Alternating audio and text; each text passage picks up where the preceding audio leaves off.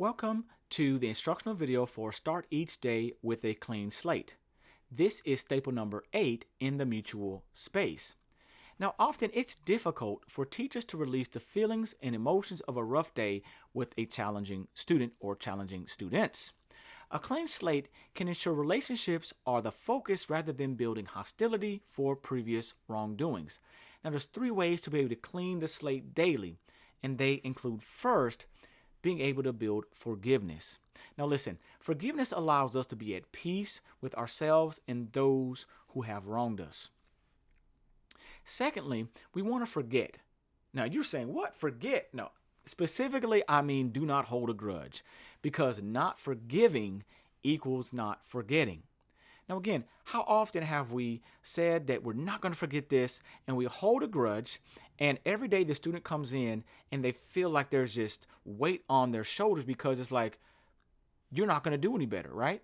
And that's the way we kind of get, because we then treat the student like they're never going to change, and we have to be able to build in that empathy and hopefully that they will. And I'm going to give you a good strategy to be able to help you move forward. And thirdly, we have to be able to move on. And we want to focus on the future and the opportunity for a positive change. Again, even when something, what we call seriously, has happened. And that may be a student may get out of your classroom, and that's fine. But we still want to be able to forgive. We also want to forget by not holding a grudge, and we want to move forward. So again, that we start each day with a clean slate. I got a great example. Here is a story of a student that was being disruptive in the classroom. And at the end of the day, they did something, and the teacher, they got in trouble for it. And then the next day, the teacher says, you're not going to come in my classroom with that foolishness like you did yesterday. And the student was like, well, I thought we handled that yesterday. We talked about it. But see, I think that the teacher was still upset, still mad, and maybe rightfully so.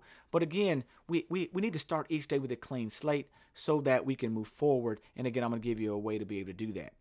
But first, how do we build the real connection? Now, the relevance is that it allows the student to be able to focus on the present day and not be bogged down with what's going on in the past. Again, there's an opportunity for growth and improvement. Secondly, building the empathy connection, students may be more likely to show empathy if the teacher also models it as well with their peers and also others. Now, the action connection is that when students know that they have the opportunity to improve and grow each day, they may be more motivated to do so, especially when something challenging comes up. And finally, building that lifelong connection. When students adopt that growth mindset, then they're able to focus on building that pursuit for lifelong learning and also personal growth. And that's what we really want students to be able to do, right? Grow personally, especially when something that they have done, they've made a mistake, but we want them to grow from it. Now, including again with this staple, we do have an activity that includes a setup, an activity, and a closing, and it's really focused on what we call the move on method. And I want to go through this really quickly because, again, it is great information to be able to show you what to do next. Now, the first one, the M, is to meet with the student in a conference. I want to meet with them if something has happened, and maybe you don't want to meet with them by yourself, but maybe meet with them with an administrator. But let's meet with them in a conference. The O is to open up the conversation and hear the student's point of view about reentry. So let's say, you know what, you're not going to come back to my classroom until we meet and talk about what happened.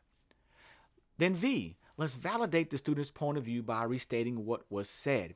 You know what, oftentimes we as adults will talk and we won't let the student talk and say maybe their side or say what they want to do to improve or what they are going to do to make changes. But it's important that we do that. E is to explain anything that is confusing or unclear. So after you lay down your expectations, make sure that you explain anything that they may do not understand. O is to offer concrete steps for meeting those expectations. Again, we don't want to make the expectations very lofty or ones that are subjective. They got to be clear and concrete so that the student can know that they're going to be able to improve each day that they are present. And then finally, the N is to nurture that student and teacher relationship.